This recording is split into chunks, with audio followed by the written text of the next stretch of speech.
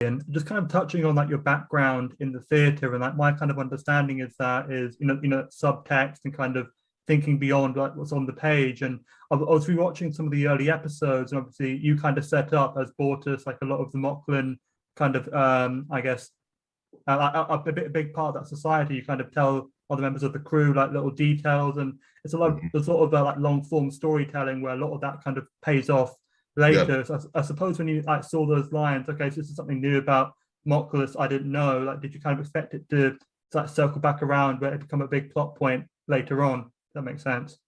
I mean, yeah, I mean, I'm kind of always doing that. Mm, But like anytime yeah. anytime there's any new information, right? Mm, Like I run it through my backstory that I've built, and mm, and then I check through it, and I'm like, well, and nothing is fixed, mind you. Like nothing is like, oh, this has to be, because like sure. you gotta make it make sense as you're going. But I do take every new bit of information and run it through Mm, like this sort of process or this filter of everything that I've built thus far, right? mm, So and then it's all designed, like that process is designed to get it back, to get the what the outcome of all that yeah. is of universal truth, right? So for Right. instance, like the episode Primal Urges, I think it was called, where Mm, Bortus gets addicted, quote unquote, to like porn, and yeah. he Yeah. Yeah. blows up the ship. So like on the surface, like that's haha, very funny. But Mm, if you dig deeper, right, it's actually kind of it's not sad, but it's very there's a lot of conflict in there, mm, right? And conflict is juicy, right? Because conflict yeah. is messy, and conflict is like, and Part of then the it's all about, story. Yeah. yeah, and it's conflict resolution, which is what we're all trying to do as, like living organisms, is trying to, Yeah. resolve macro and micro conflict. And Yeah. so, like my sort of baseline with that was connecting with the disconnect, and so the disconnect is that Borda says to Kleinen, I've been a bad mate, instead of I'm paraphrasing, but instead of like dealing with what's before me, my problem with you, I Hmm. retreated inside myself. And Yeah. like and that's on a microcosmic level, everybody can relate to that, who's in a relationship, who has children, who have that are trying, there's a disconnect between them and their partner. Mm, um and on a macrocosmic level, like yeah. almost blow up the whole ship. You know what I mean? Like Hmm. I almost, because I give the ship a virus and it shuts down and we're being sucked into Yeah. a star and all that. But like, so like when Boris and Isaac go down to the planet, or to the small to the small moon, or the small, I think it's a small moon, is being Yeah.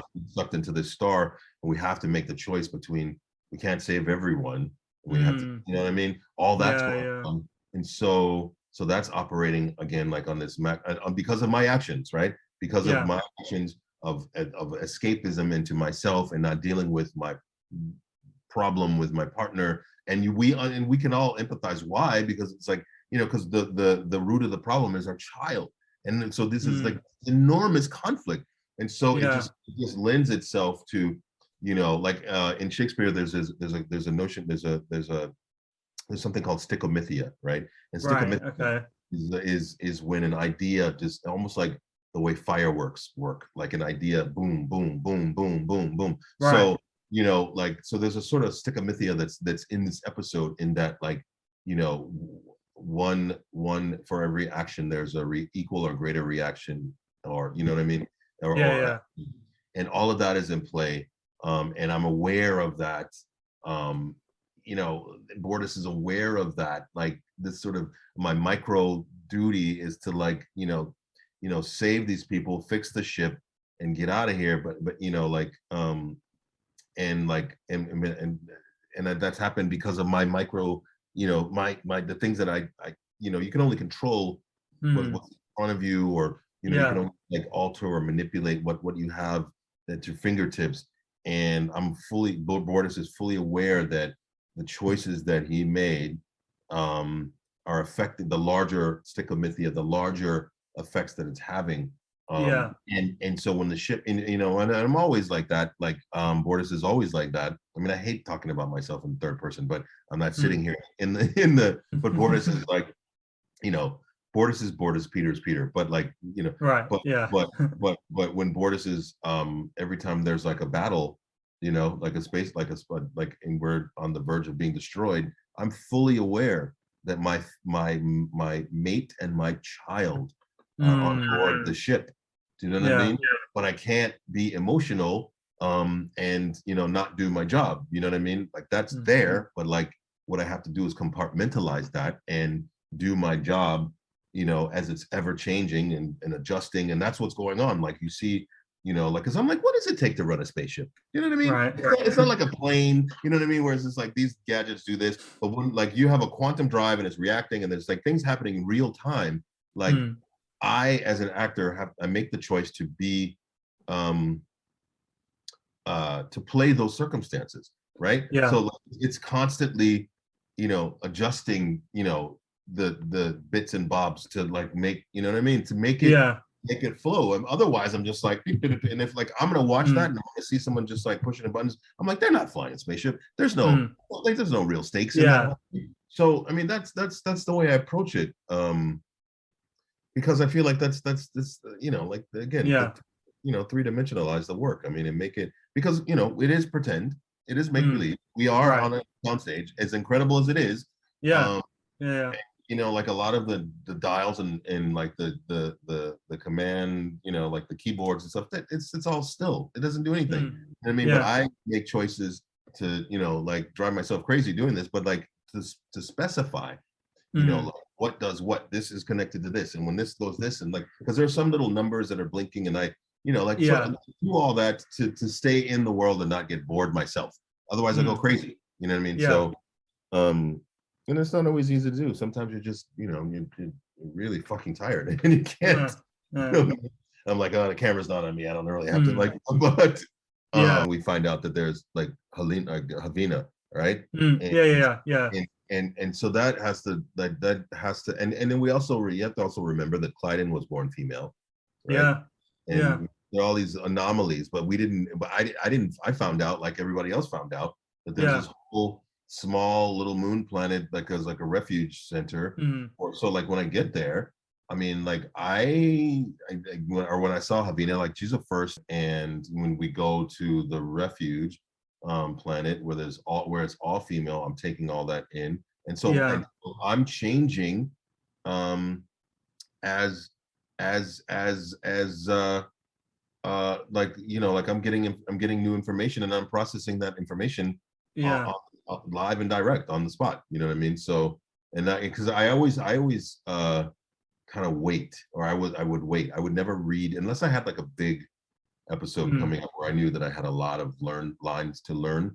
I would always wait and read the script when we started shooting it. You know what I mean? And just keep that aspect of it fresh. But yeah, I mean, so again, run it through the filter. I'm like, what does this actually mean that I've been? So then I've followed this belief system that is not true. Not only is it not true, but my mate knows that it's not true and still chooses to believe what he believes, and so that creates conflict. It creates conflict with my home planet because I've been lied to. Everyone's being lied to. And so that makes me more of like a, like an outsider of my own home world, right? Being in the planetary union, and I'm process. I mean, so again, deeply, I think like Bortus is a deeply conflicted, person, and I think that makes for great, I think that gives me so much to work with, as an actor. I'm never bored with like my choices or my circumstances. Hyper. I mean, you have to. I mean, I think the job of an actor really is to like unapologetically, and without judgment, place yourself in these circumstances, and imagine. Like the imagination work is Samuel Jackson talks a lot about this, but the imagination is so key. It's so key because you have to ask yourself all these questions and answer them, and at least posit an answer. And if you don't have an answer, you have to find out what that answer is in the doing of the work. So, you know, like it's great fun.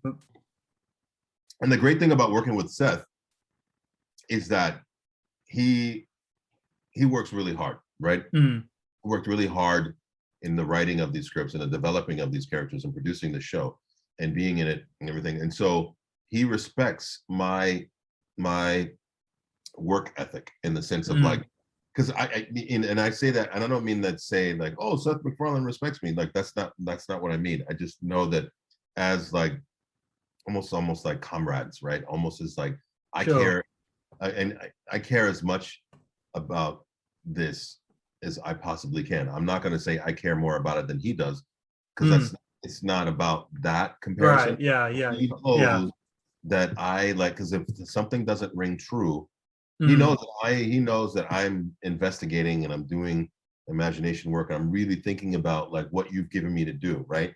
And so I know that he knows like that I am doing that to three-dimensionalize and bring this character that he conceptualized, right? Yeah. One thing to conceptualize something, but then it's another thing to three-dimensionalize it, right? So and so when things like even words, like I'm like, well, I don't think that I would say that word, or I don't think that Bortus would string these words together. He like a couple of times he's like, yeah, you're right, it doesn't, and I'd come to him with an alternative. He's like, yeah, you're right, that makes more sense, because you know, like I'm living in the skin of this of and you know, he is not. So he trusts, so that's what I got. I know that he respects me because he trusts my choices, right? You know what I mean? And if there's ever like something that he's like, I don't think that that's it, like, which I don't, maybe happen once or twice or whatever, I'm like, yeah, I see that, and but I'm still want to try it this way. And then you have both. Like for instance, like there was and this is not even about like language, but there was a time with the same episode, Primal Urges, where like we bring all the people back from, we save as many people as we can from, you know, like death. And then there was a shot where Bortus is heading back to the bridge, and they had it scripted that I would be back in my uniform, and I'm like, no way, he's not going to stop and change. You know what I mean? He's gonna if the stakes are this high and we're about to die, I'm not going to take the time it takes to take off my uniform and or my suit, and I'm going to run straight from the shuttle straight to the bridge, right? You know what I mean? Because you know, we need to keep this stuff in real time. We need to keep the tension going. And he was like, you know, like, you have a valid point. That makes more sense. Let's shoot both. I'm like, cool, let's shoot both. You know what I mean? But I'm telling you 100% that that's not truthful. You know what I mean? And at the end of the day, you see Bortus in his spacesuit coming back to the bridge. You know what I mean? So like, it's that kind of thing where he knows that I'm thinking about what to make the story the best it can be. You know, and it's really great to work in an environment like that where it's like you have like this level of trust and like you know, because we're all just kids in the sandbox, right? We're just trying to like, tell a story, right? But and I feel like that, like if I hadn't have been aware or thinking about it like that, and I just did what the script said, I would watch that show and I'd be like, why did he take his suit off if he is in such a big hurry, right? Like that doesn't make sense. And that's the stuff that's the connective tissue, that's the glue of, you know, like what you know, bringing like a story like this to life is. So yeah, I mean, it's and it's all great fun, and I think we had been there for 15 hours at that point already. You know what I mean? So there's a reality of that, you know, but when you love it, like it makes it so much easier when you I just absolutely adore working on that show.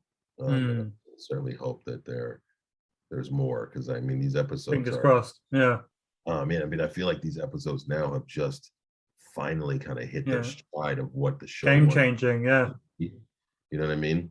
Mm. So, we'll see. And if not, okay. But that's it's a good thing. That's what it. Yeah. No, I mean, especially as I was saying, going back to like the earliest episodes and kind of comparing them to, like, A Tale of Two Topas, and like just even a little bit kind of jarring. There's a lot more kind of more like Family Guy-esque humor in some cases in the early episodes, I feel like. Sure. Whereas, yeah. Which makes sense, obviously, if Seth is going to like, make this new show, it makes sense he's kind of sticking with what he's comfortable with, familiar with, and then as show kind of found itself, it kind of evolved into its own thing later on. But I suppose in that aspect, then, like, as your interpretation or like portrayal of Bortus has changed as the show's gone along, or do you think you had a good handle on him in like the early episodes and just kind of more about growing him out as it's continued? Yeah, I mean, as I said, as like I would wait and get the scripts until when it was until I wouldn't read a script until we started working on it.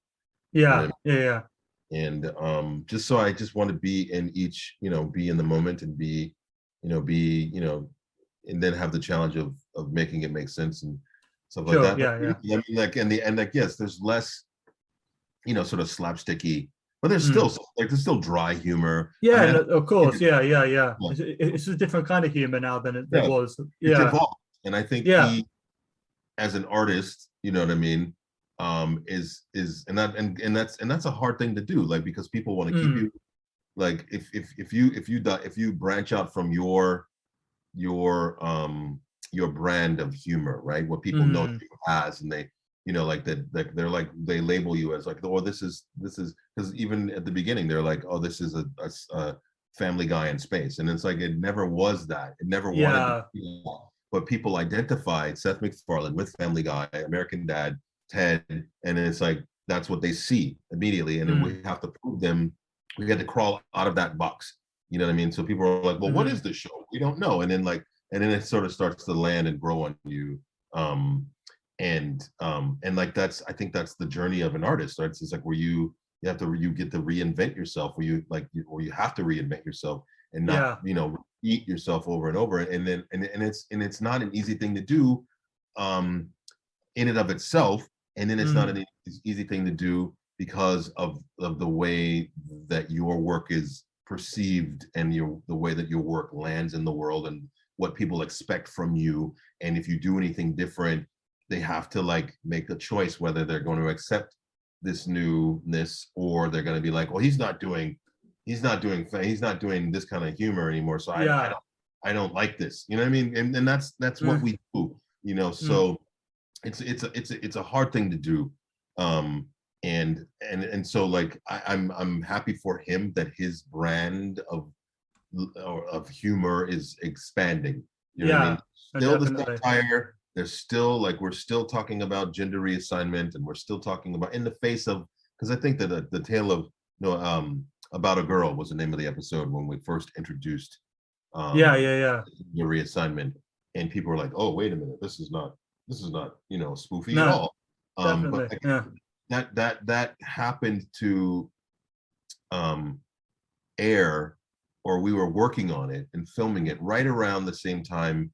There was this public outcry of who could use what bathroom. Do you know what I mean? Oh, stupidity of that whole argument that we went through, and relabeling bathrooms and men, and like, but whole women can only, what I mean? It was so fucking stupid. And and here we are, like, I don't know if it's kismet or if it's like, it's just serendipity that, like, this, but I know that we were shooting that episode while this was all in the news cycle, right? Sure. All that gets poured into, like the ridiculousness of other people deciding what people do with their, with their bodies. And here we are fucking again with like Roe v. Wade, and like this whole thing. And so like, it's great to work on a show where it's kind of a mirror, even though we're 500 years in the future, right?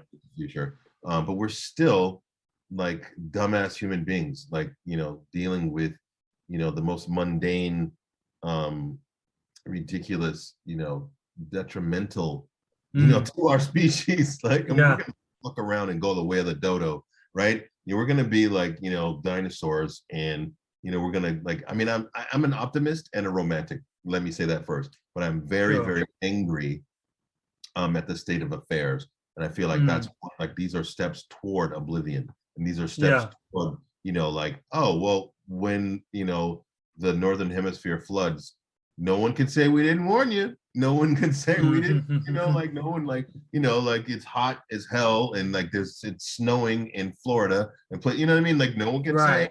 you know what I mean, the Yeah. polar ice caps are melting by like like rainforests are disappearing, coral reefs are disappearing. No one can, and there's plastic in our bodies now because of there's plastic in the so no one can Yeah. say that, Right. hey, like, oh, how did this happen? Well, you know what, we're being so Mm. and I don't want to go on a tangent about that, but like that's the shit Sure. I'm angry about, like in a macrocosmic level, because it's like not only do I personally have children, um, Yeah.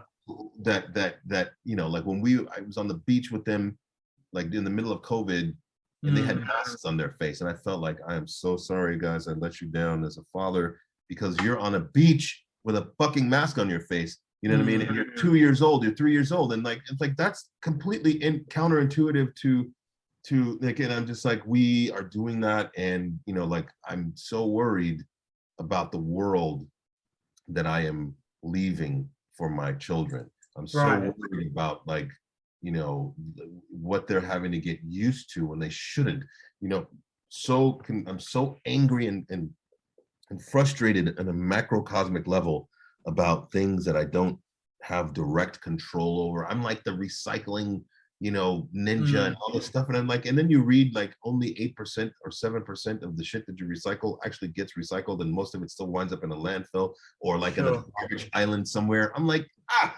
so Mhm. so I mean, and I have to not go down that road too often, Mm. because it doesn't really go anywhere, and I have to work myself back to what can I control, what can I Yeah. what can I do. So I just try to do my work as best as I can, Mm. and have it have some meaning and value, and um, I mean, and that sort of cancels out the Mm. noise of my despair. I suppose kind of like on that note, I mean, how do you find kind of exploring these prevalent like real world topics through this lens that the Orville kind of is able to showcase them in, and kind of, the science fiction, kind of these metaphors for these real world issues, but through the lens of science fiction. Well, I mean, I think it provides us a great deal of freedom, you know what I Mm. mean? Because, Yeah. um, and I say this because I know that people who are not even science fiction buffs, like my family, Right. they watch the show, yeah, because I'm on it, but they stay watching the show because Right. it deals, and even episodes I'm not on, but it, like or not heavily featured, Yeah. but it's because we get a certain amount of freedom, and a certain amount of disconnect, um from say like watching a show like The Wire, or Right. or watching a show like, I don't know, like P Valley, or like like shows that are like really like gritty, in your Mm. face, sort of like dramas. There's no humor really in those shows. uh, Yeah. Yeah. and the fact that we're incorporating like all these sort of bubble-headed aliens, and like there's a certain amount of distance that that Yeah. creates this comfort level, where it's not hitting you over the head, right? Yeah. It's a little sneaky. It doesn't feel you know preachy. yeah, it Yeah. doesn't feel preachy because it's we're dealing with conflict on a scale that is beyond just the measure of our one planet, right? Yeah. So it's still basic conflict resolution, right? And it's not preachy because it's not just about white versus black, Mm. gay versus straight, human versus animal. Even, I mean, I guess it's like Yeah. being Yeah. like a really practical, like nothing really surprises me kind of person, and like a dreamer, you know what I mean? Mm. And kind of balled up into one person. So, and I don't think there's another job that will allow me to do Probably this, not. Huh. because I go crazy. Uh, But yeah, I don't know, man. It's all. I mean, I really am enjoying this conversation, by the way. Oh, yeah. Even though I'm doing all the talking for the most part, but I enjoy your question. Mm. Um, so yeah, I don't know. What else you got?